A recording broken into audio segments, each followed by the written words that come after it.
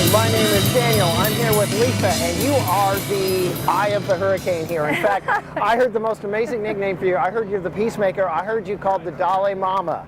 Now, there's got to be a great story there. Wow, you did get the inside scoop.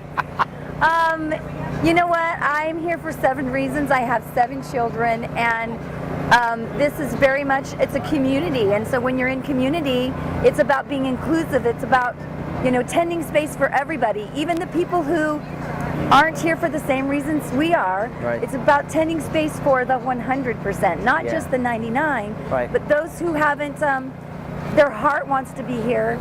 And we're at a point where there's such a movement now going on across the United States that we don't even care how you got here. We're just asking everybody to do the right thing now.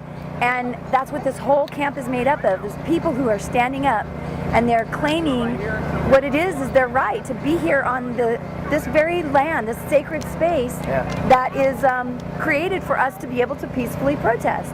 And and I don't even use the word protest, I like to call it a movement. You know, I think that is a better movement. I've been to protests, I've been here for the immigration rallies and things like that, and that's a whole different feel. Yeah. We were here Saturday, and what it reminded me of is a big festival concert in those hours before the bands come on. I know. Absolutely. And we talked to some great people out here, and we saw some of the meetings, educating the people out here on how to hold the general meeting with the sign language of not agreeing. Or I thought that's a fantastic system you're doing here. Yeah. How did you wind up at the center?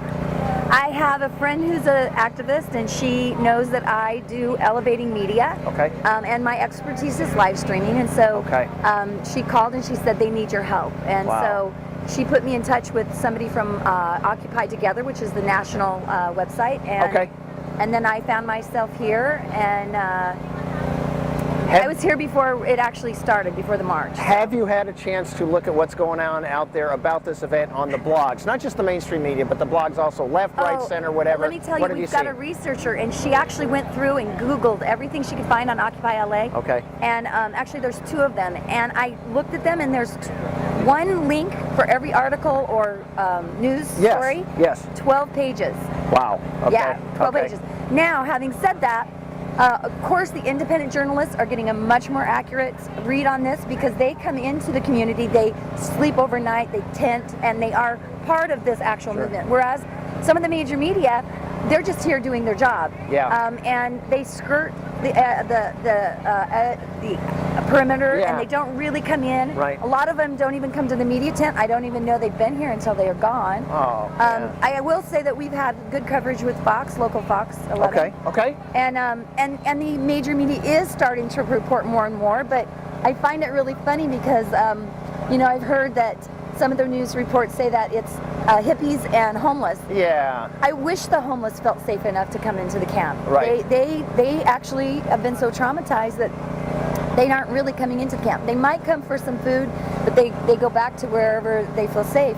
And what really cracks me up about the hippies, the perception of hippies, is the ones who look like hippies are the ones who don't smoke, don't drink, and they are so pure in their body that they are vegan or I've never eaten so well in my life. Yes. So if that's the new form of a hippie, I think it's fantastic. Okay, yeah, well, those cultures change, and I think people look around and they want to label things. They look around for their 30 seconds, then they want to do their 2-minute soundbite, and all they're doing is hitting bullet points. What I've noticed is some of the hostile coverage, and it's actually what motivated me to get down here and get the truth down, because Denver took a huge hit today from Andrew Breitbart and that bunch. I don't know if you saw the hashtag scandal.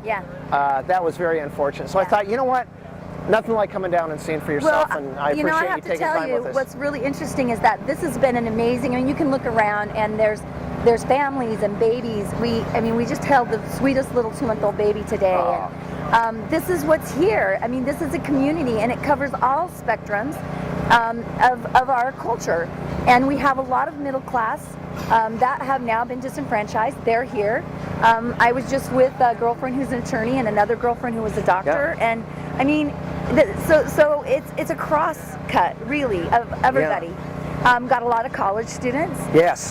You know, missionary, good-looking college students that are down here, you know, to be part of this revolution. And they're passionate, and sometimes they stay up a little too late because they're that age. Yeah, of course. And so, you know, the Dolly Mama name comes up because you have to go out and you know, be a mom and take care of them. But the truth is that this is beautiful, it's vibrant, and it's thriving. We have had some people come in and try and incite fights or whatever, but I have to tell you, this whole community comes together, and we had an incident last night where people gathered around and just started ohming. Wow. And, was that with the food vendor? Well, there's been a couple of different examples of that, because once they found out it worked. And you know what, honestly, when I go into a situation that seems as if somebody's intentionally trying to create a hostile environment, I just go and I hug them, and I ask their name, and I looked into their eyes.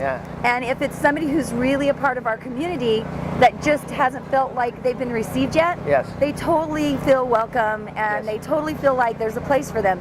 And if it's somebody who's intentionally come here to actually have an ulterior motive, they book it out. And they actually feel uncomfortable because their hearts really are here. You know, they don't want to work for bad guys either. Right, of course. And they believe, they have the same belief about what's going on here. So secretly they support us and they really want to be involved, but they are conflicted. And so we tend space for them too, and we send our love because, gosh, this has got to be about all of us. It does. It does. No, true community. That's the part of it I feel. I mean, my wife, my PA here behind the camera, has been out of work for a couple of years, and we actually started this little media company to build a job for her. I have a full-time job, but wow, this is a lot of fun, and we're glad we got lucky. It came together for us to be able to maybe get a little bit of the right word out. And I want to give you our information so that you can get us on your contact list. We'll certainly be forwarding some of your stuff. The blog that very kind to us lets us put documentaries like this on their blog. They got 100,000 hits or so a day. Wow. littlegreenfootballs.com. Got to have a shout out for Charles, by the way. Thank you so much. So we're going to do that. I want you to go on there. I know you're so busy and you got a meeting to go to, but if you check out the doc we've got on there and on YouTube now, Occupy LA, under my name, my channel is under Daniel G. Ballard. Fantastic. You see my post stuff, you see my political stuff. I'm not hiding. We're not hiding. Yeah, we're not hiding. Nothing hiding here.